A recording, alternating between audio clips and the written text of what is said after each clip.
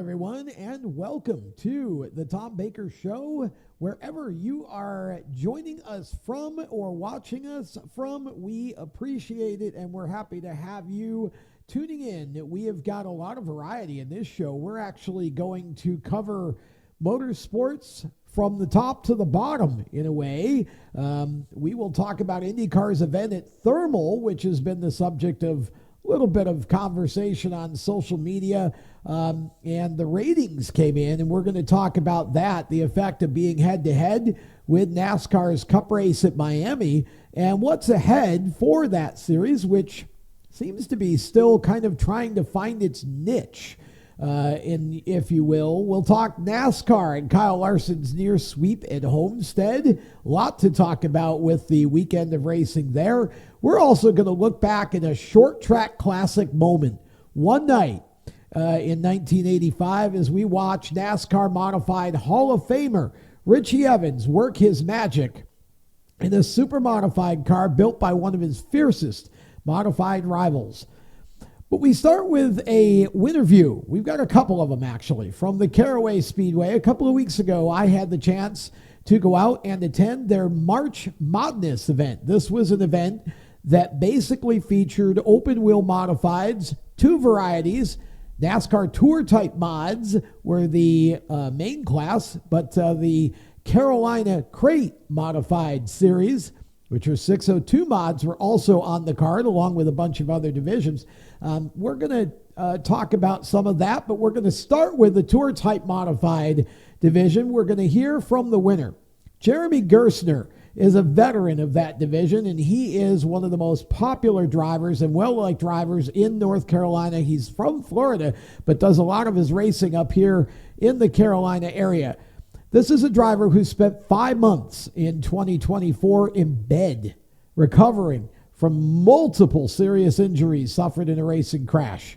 And boy, when he was able to come back a couple of weeks ago and basically dominate the feature event and get the win, much like the Terminator, he's back, and he may be better than ever. We'll talk about that more in a minute, but first, let's get a look at this very emotional Victory Lane interview. Ladies and gentlemen, Jeremy Gerstner is back in the winner's circle. The all worth $5,000 plus a $1,500 bonus for being part of the Quick 6-year Caraway Speedway. And boy, there's a lot of celebration on the Caraway Speedway. I missed your big moment at the Madhouse, but I didn't miss it today, my friend. What a great comeback for you. I've known you a long time. I know this one has got to mean a lot to you, Jeremy. After last year laying in bed for 5 months with a broken pelvis and shattered left tibia, not knowing if I'd ever even be able to get back in the car again. And here we come to Caraway, a place I love. We got a lot of wins with Grady, Shady Great here. I just can't thank my team. I got to thank Tony's Competition Race Engines. Gave me a beast of an engine that stayed with me the whole race. I got to thank, oh my gosh, there's so many people. You had the big man right here helping you out. His dad was a legend in this place. They know how to get around here. You know how to get around here. You had the mojo. Welcome back to the winner's circle, my friend. I tell you, I got to thank Cherokee Underground. I got to thank Garage Doors of Triad, Michael Womble. I also got to thank Ryan Stone. He's the one that helped me with this coil mine setup, and let me tell you, this bitch was on fire. I said to myself, I'm going to get out front, control the race, and we'll see what happens. And I got out there, and the car drove so good to that caution, and I was like, this is a little bit free up off, but what a race car. I bet I know where you're going to be on July 5th, Labor Day weekend, and the North-South Shootout, right? We'll be here. You know, I love this track. Karen and Darren and his son, they both turned this place around, and you know, they say it ain't got no grip. I'm going to tell you, if you're smooth on the wheel and driving like eggs, this bitch was on fire at the end. Hey man, you win the next one, you get $3,000 bonus. If you win the one after that too, you take home $5,000. If you can sweep all 4 of them, I know it's a pretty tall order. The Big 4 Challenge, $10,000 bonus, man. Step number 1 is complete. Oh, hey man, you know, like I said, I got to thank Darren for putting this kind of money up. And we normally come here in March, and it's always been one of my favorite races. You know, with the Smart Tour we came here, but now they backed it up. So, honestly, I'm so grateful to be here, and I got to thank all my fans for sticking by my side when I was laying in bed. You know, rooting me on, because I'm not going to lie, I was losing it. Because, you know, I'm a hyper person. Everybody knows me. I'm wide open. So sitting still for 5 months was almost impossible. Congratulations, my friend. Isn't that what short track racing is all about, right? You've got a driver in Jeremy Gerstner, again, one of the most fan-friendly, fan-favorite drivers in the region. And Jeremy was sidelined with some serious injuries last year. It took months for him to get back to where he could get back in a race car and be competitive again, and to come out and start the 2025 season with a big win like that. You saw the emotion, and Jeremy Gerstner picking up the March Madness victory. You also heard about the Big Four Challenge for the modifieds there, and that's something that we're going to follow on this show all the way through the season to see if Jeremy Gerstner can continue and get some of that big bonus money that's on the line if he can win multiple of the modified events at Caraway. Also on the card at Caraway Speedway was the Carolina Crate Modified Series. Keith and Wendy Graham are the promoters of this series. Head to, they have the Carolina Pro Late Model Series and then the Carolina Crate Modified Series. And most of the time they travel together, but sometimes it's separate. The Carolina Crate Mods were on this card at Caraway and will be back there several times. 602 Modified Racing, really popular here in the Carolinas. And Sean McIlerney, a young driver out of New Jersey who's moved to North Carolina to pursue his racing dream, made a stunning 3-wide move late in the event. It was amazing to watch, honestly, to take the victory in this one. And Sean, unlike Jeremy, is kind of the emblematic of the young racer trying to come up the ladder and nip at Jeremy's heels, but he's still in the 602s. He's won numerous Legend Car events, and he's now one of the top drivers in 602 mods in the area. Take a look at his post-race interview.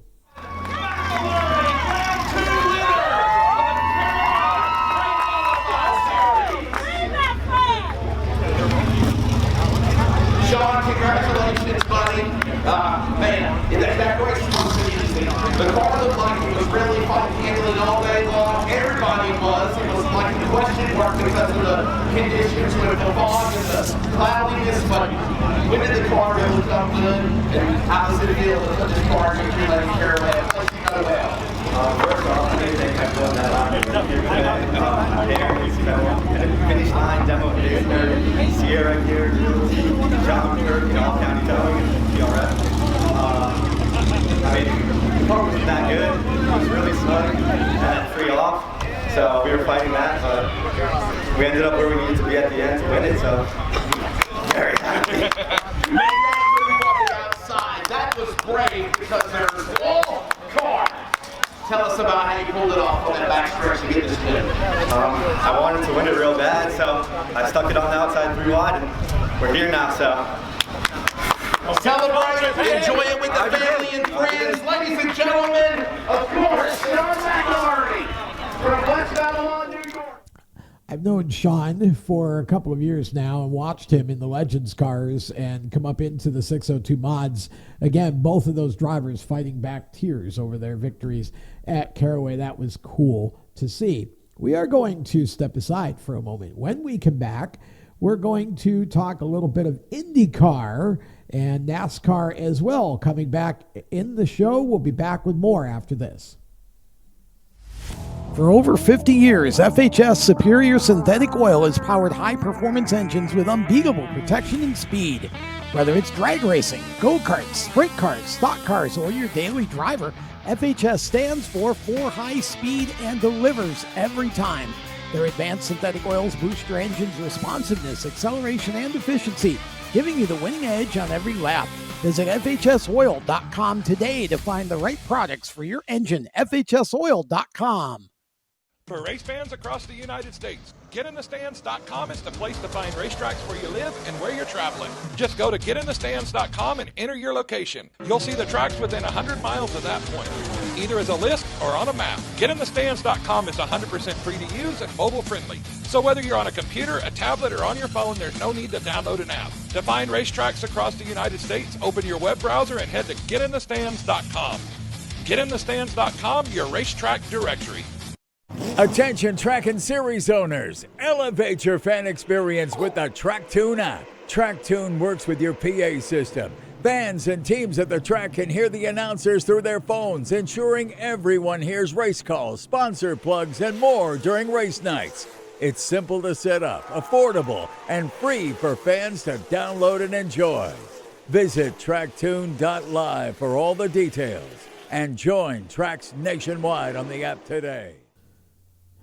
Welcome back to the show. We switch gears and talk IndyCar on the Tom Baker Show, and thermal is the subject of our conversation. For those of you not familiar, thermal is a privately owned road course. It is basically a track built inside of a community, and IndyCar went there last year in 2024, had a non-points race, came back this year, made it a points race in 2025, and kind of parked it in an interesting position on their schedule, but we'll get to that in a moment. Let's talk about the race that was.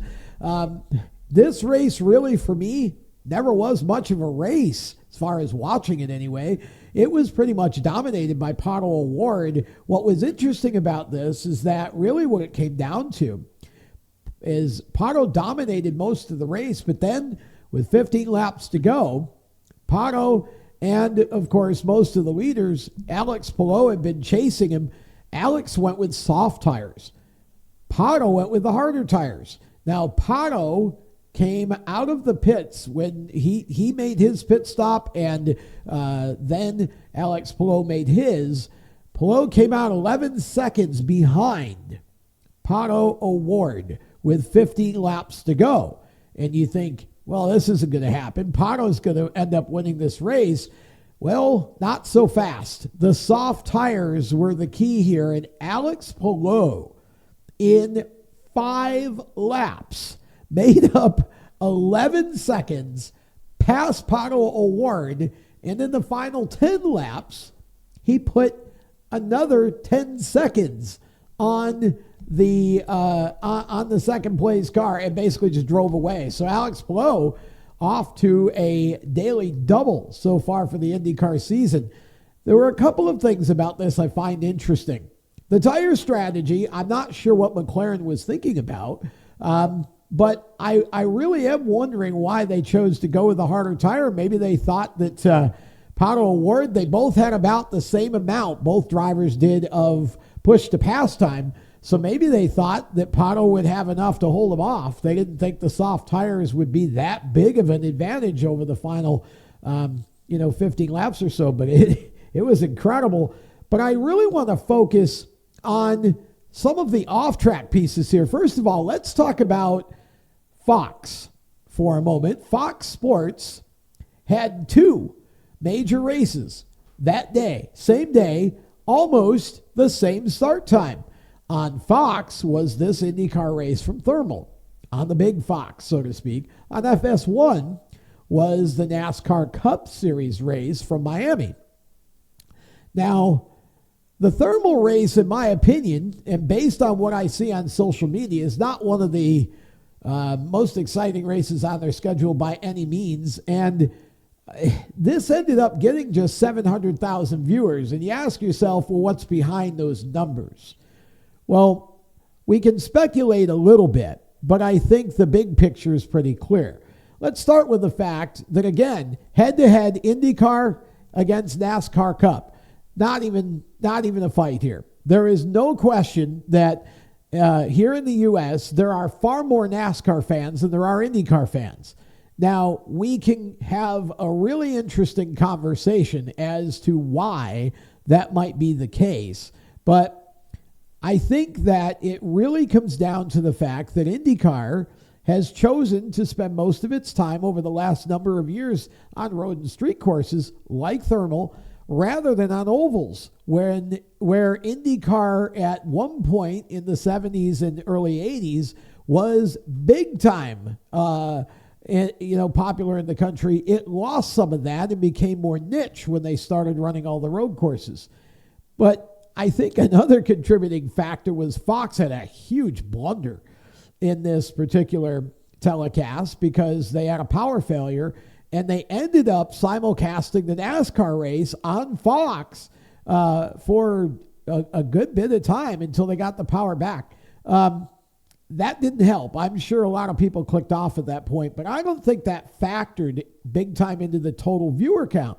The reality is, last year, when they ran the exhibition at Thermal, which was on NBC, it got 784,000 viewers compared to just 700,000 viewers this year, went down maybe 100,000. That's, 85,000. That's significant, but that was a non-points race, and it didn't compete with a cup race on that particular day.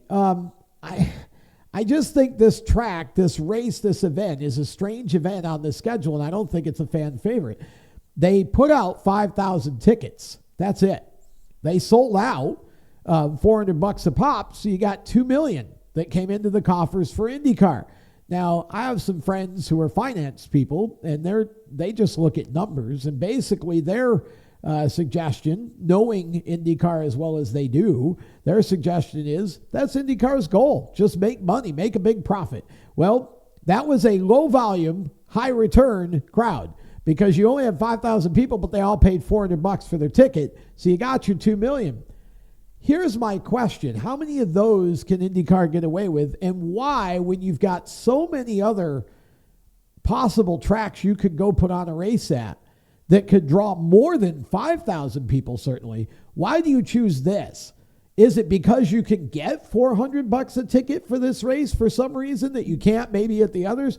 I'm just confused at what IndyCar is trying to do here. So ultimately for me, I think when I look at the fact that number one, Fox was competing against itself, which to me is strange. And this is something that I think is hurting motorsports on TV in general. Because if you look at Fox, they've got the first part of the NASCAR season. They've got the whole IndyCar season. NHRA is on FS1. You've got a number of different major series here. And ultimately, if you start stacking them against each other, fans have to make choices. Some would argue, well, IndyCar, NASCAR, two different fan bases. And I would basically agree because at this point, IndyCar is much more like Formula One in the type of racing they put on, running road courses, street courses, and the occasional oval.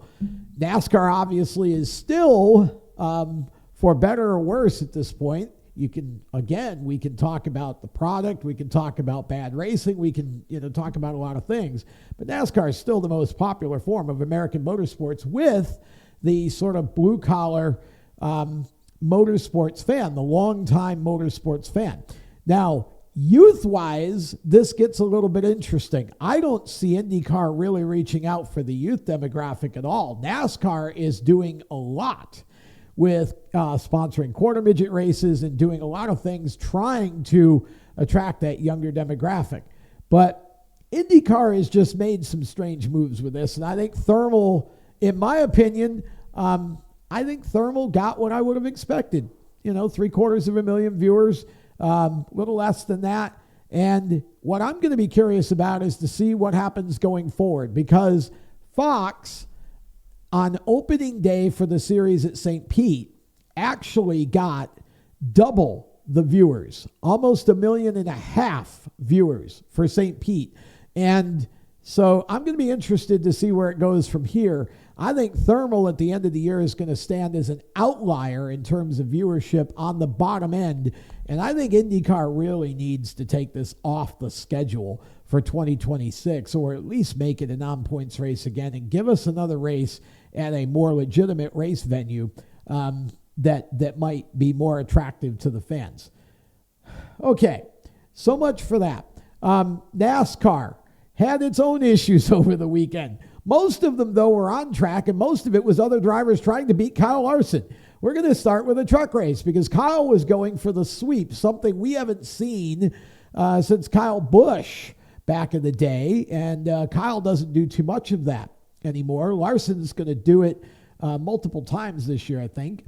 So let's talk Friday trucks. Larson started the race in the Hendrick Motorsports / Spire Motorsports truck. with a spin.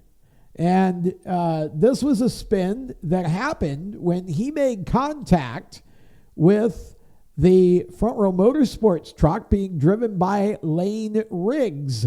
And Larson got himself in trouble, kind of slid up the track and caught Lane Riggs, as you can see, and spun himself out.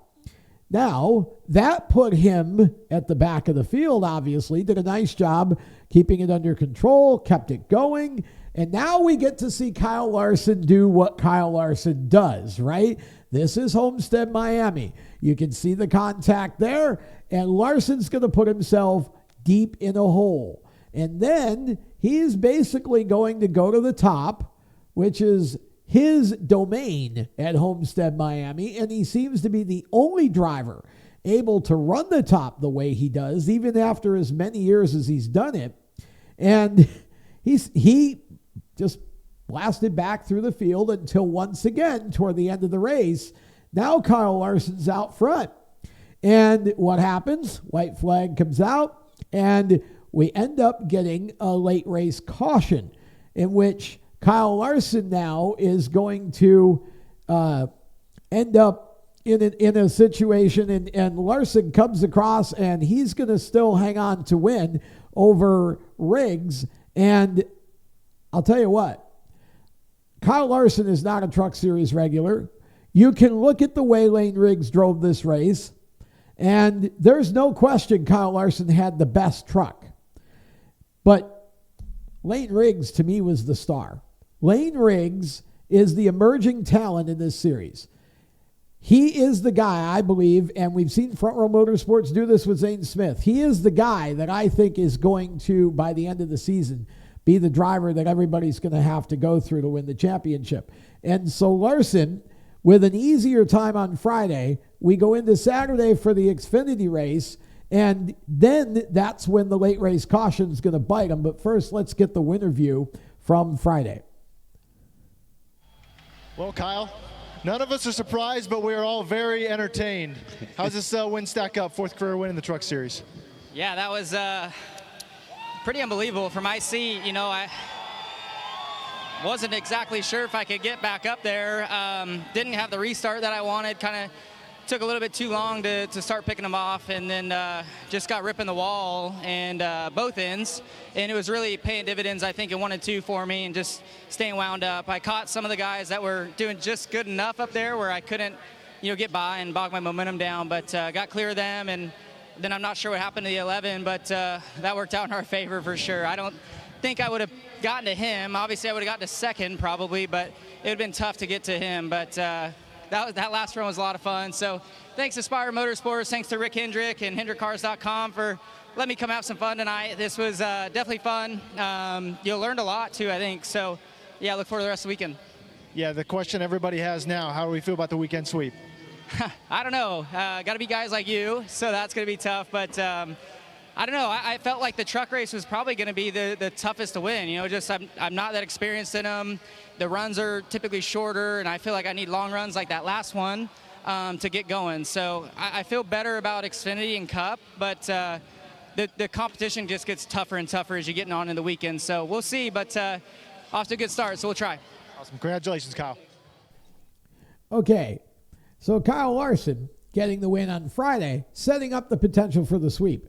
Now, I'll catch back up to myself. We get to Saturday's Xfinity race.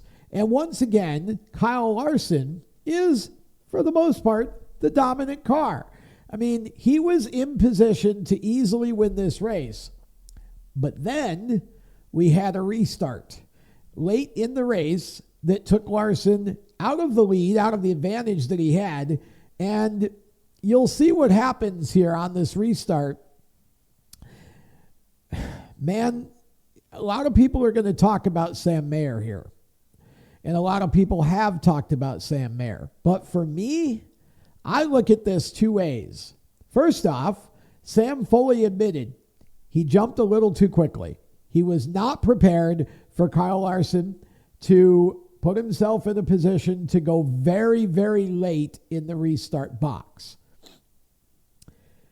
But on the other hand, the problem we have is Kyle Larson waited till the very end of the restart box to go.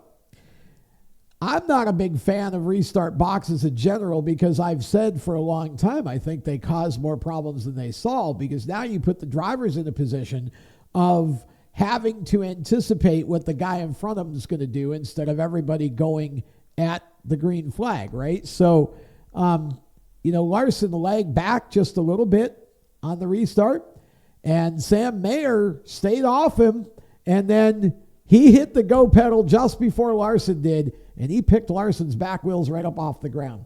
So, yeah, Sam Mayer's fault, but Kyle contributed to that by not going sooner, which, again, he has that right. But that's what that space in the restart box does. It creates scenarios for stuff like that to happen. So Kyle basically took the chance, and Sam Mayer messed up, and it cost Kyle the win. Justin Allgaier ended up picking up, who'd have believed this? Allgaier, 2 wins in a row. And I mean, you think about this, here's your defending champion, now starting a season off probably as well as he ever has in this car, and he's got a chance to three-peat at Martinsville, which is not what I would have expected. Not to take anything away from Justin Allgaier, but he's just never been the kind of a driver that you really feel like gets streaky like some others might. But he has, and now he is at a point where he can go 3 in a row here at Martinsville. And I mean, is Justin Allgaier, is he the favorite for the championship? Man, I don't know. But you got to put him right in there. I mean, he's won 2 in a row, and regardless of how he won this, that's where we are. I'm stunned, honestly, but I think it's a great start for Allgaier. Disappointment for Larson because it took away the sweep, and Sam Mayer certainly did own up to his part in it. I just hate that we have the restart box because I think that sets up the scenario for that. By the way, CW and Xfinity, to me, have been a match made in heaven so far. They've had over 1 million viewers for some of these events, and the coverage to me has been excellent. I think CW is doing a great job, and I hope they continue to do so. It's been a good thing for the Xfinity series. Let's switch to Cup here and talk some Cup. We've got, obviously, race winner Kyle Larson, and again, this was typical Kyle Larson win. Run the wall and, basically just clean everybody's clock. That's just the way it goes at Miami. It's almost an unfair advantage, but nobody else can figure it out. I want to focus on something here after the winner view that's, I think, has been controversial for no reason, but let's hear from the winner, Kyle Larson. You've dominated a lot of races here at Homestead. This one looked a little bit different today, though. You had to earn it at the end there. Didn't dominate it, got a long run. How were you able to put it on the boards and make it so perfect that last run? It was far from perfect. I gave up a spot and a half, almost 2 spots there by getting in the wall too many times. I knew I wasn't going to get the best restart there. I knew I wasn't good on the short runs, and just thought if I could hold off the 11 and the 45 behind me, I could get Ring in the top and the 19 too, and then I got in the wall and let him by. But just kind of had to keep plugging away at what I know and what's good for me. So just proud of myself, proud of the team. Just a lot of gritty, hard work there today between damage on pit road, qualifying bad restarts, all that stuff. So just super pumped. one of the coolest wins, I think, in my Cup career, just because of all the heartbreak I've had here, the heartbreak yesterday, and to just keep my head down and keep digging feels really good. You mentioned all the heartbreak yesterday and different races here. As you get the lead there with roughly about 10 to go, what are you thinking? Are you just thinking no caution right now? Oh, yeah, that's what I'm thinking every time I'm in the lead, especially here at Homestead. So, yeah, just crazy. I knew me coming towards those guys, they were going to start, moving around and making mistakes. And, I felt like if I could just keep pressure on Alex, I would hope that he made a mistake. And he caught the wall there, and I got by him easier than I expected to. And still had to work hard, though. My balance, once I got in clean air, was really loose, just like those guys were. So hats off to the whole team, HendrickCars.com, Chevrolet, Prime, Valvoline, the whole Hendrick engine shop, everybody involved, Hendrick Automotive Group, lots of Hendricks.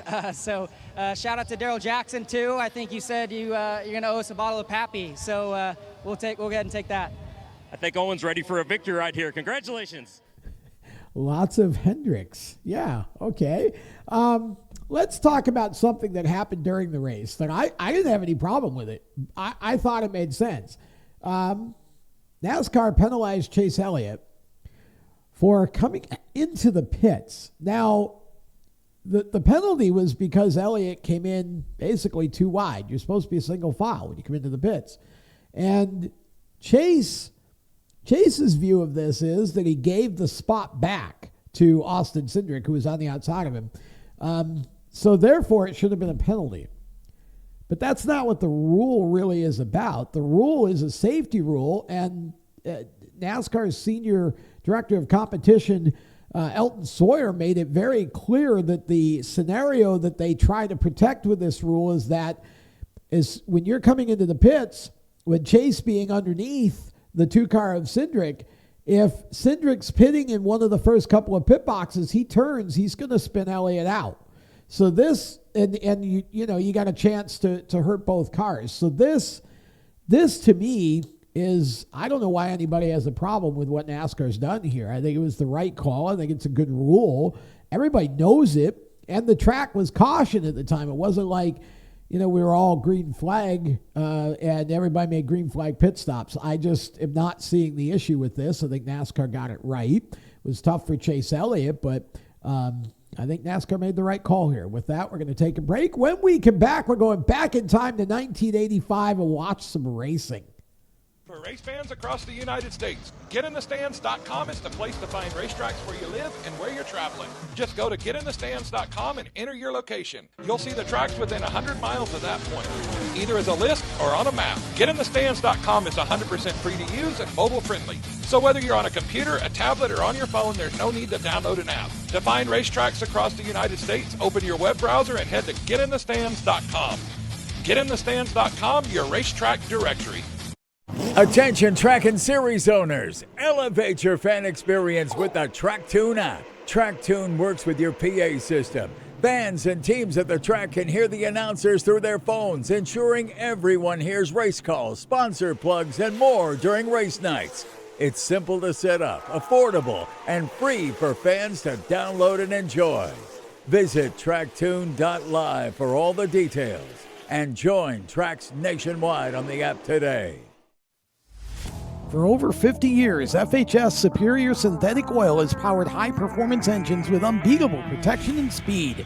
Whether it's drag racing, go-karts, sprint cars, stock cars, or your daily driver, FHS stands for high speed and delivers every time. Their advanced synthetic oils boost your engine's responsiveness, acceleration, and efficiency, giving you the winning edge on every lap. Visit FHSoil.com today to find the right products for your engine. FHSoil.com. Welcome back to the show, and in a show where we have spent a majority of our time talking about Kyle Larson running the top, it's only fitting that we go back to 1985 and watch another driver they called the Rapid Roman work the top of the racetrack. This is short track racing at its finest. Watching Richie Evans was like watching Picasso paint a painting. Unbelievable. His first time ever in a super modified was driving for Nolan Swift in the 10 pins. We're going to show what he can do in a super modified in a moment. Let's start with his native division. This is the modified division. Back in the 70s, you saw a lot of Pintos, coupes. It was a cacophony of different body styles. It was much more sportsman than it is now. And the Rapid Roman Richie Evans was making a name for himself big time. This is from YouTube channel Northeast Racing. It is a video from Don Bartlett from the Oswego Speedway. Now, again, not necessarily the clearest, but keep your eye on the orange car at the very back of the field as we listen to Oswego Speedway announcer Kraft call this heat race. All right, swinging out the green flag out there.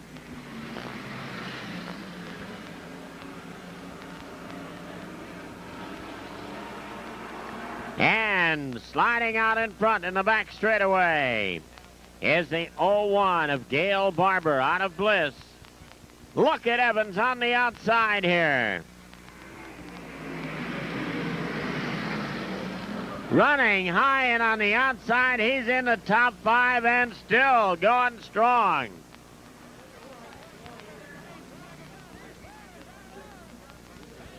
Ritchie up there in 4th spot and still charging. Gail Barber in the lead. He pulls to the outside. That BR DeWitt car on the outside, fighting for the lead. He started last, and it took just 3 laps to get him out there in the lead. The Rapid Roman, Richie Evans.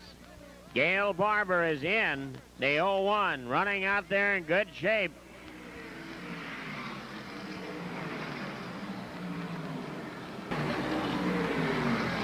Rod Spaulding running second. Tom Baldwin of Belport, New York is third in the number 2 spot. White flag comes out. Evans a straightaway in front. Tom Baldwin running third. And here comes the Rapid Roman, Richie Evans, copying the win. The 28, Rod Spaulding of Troy, PA, finishing second. Tom Baldwin of Belport, New York, in third. And now we go 10 years, well, actually same year, different class of car. Modifieds and super modifieds ran double headers often back in those days. Richie slated to drive Skip Matzek's Polish Cannon, number 3 super modified, built by his modified arch rival Maynard Troyer. Here is Richie Evans. He's starting 4th in this heat race. Watch Richie work the outside of the super same day.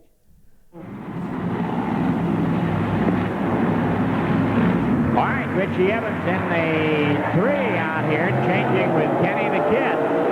And the green is out. Green flag out there, and Don Ramage quick to take the lead. Paternoster right there in the number 2 spot. And Evans now in that number 3, running in 3rd spot. Richie turned a little lightly there in the Polish Cannon, looking to get by Paternoster, but can't find the room he feels safe in.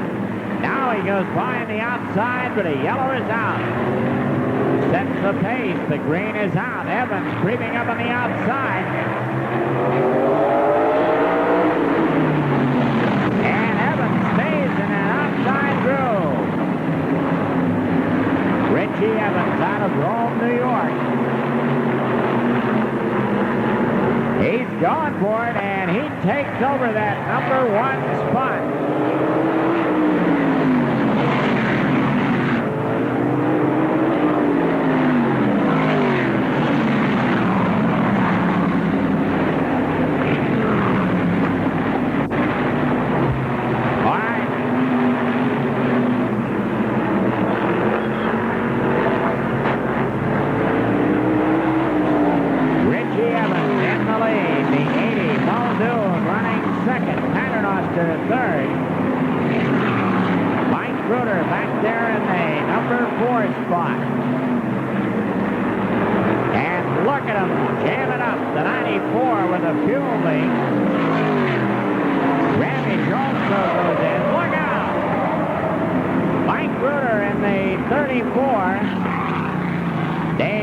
Had to get on the binders, and Eddie Bellinger slid with Reuter.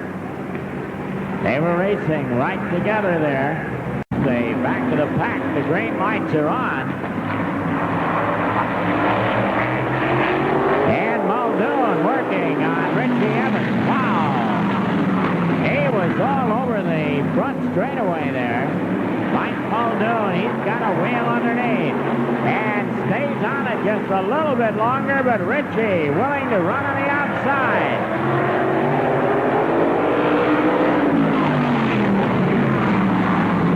And Mike Muldoon Brown takes over the lead. Evans back there second. Eddie Bellinger now running third. Paternoster back in fourth.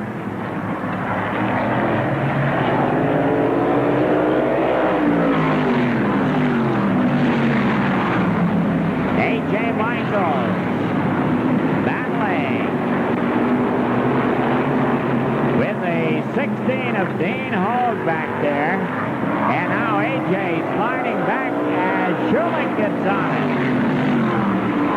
Muldoon, your leader, with 4 laps remaining.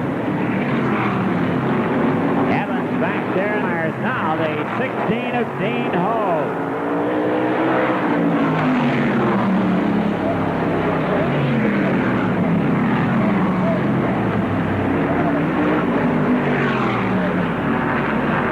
Taking a close look at the 80. Eddie Bellinger gets up underneath as the white flag is out. Smiling Ed down low. And look at Evans right at number 3. Here they come down the line for the finish.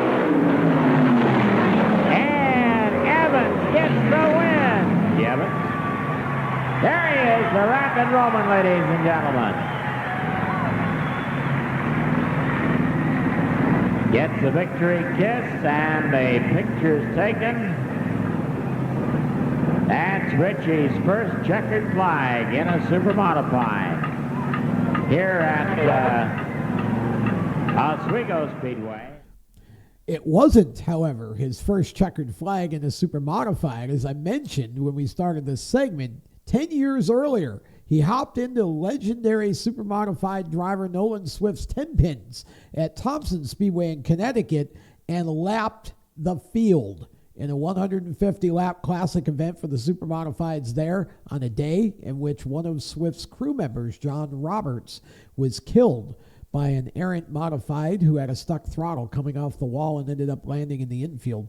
That was an emotional day. But what you talk about, Mr. Outside? Kyle Larson had nothing on Richie Evans. 2 incredible drives by Richie Evans, and that is why he is in the NASCAR Hall of Fame, because that's how he won a lot of his races. Okay, that's going to do it for this episode of the Tom Baker Show. We look forward to next time. Until then, for more great content, you've got some places to go. SteeringWheelNation.com, of course, where content is posted throughout each week. Also, tune into our streaming channel on the PowerTube TV platform. And, of course, you can check out our socials. Make sure you hit the like, follow, whatever it tells you to do, at The Wheel Nation on Facebook and Instagram. You can go to LinkedIn. Steering Wheel Nation is there if you're on that particular platform. And you can also follow me personally, Tom Baker TV on Instagram and Tom Baker Media on LinkedIn. Until next time, race safe, everybody. So long.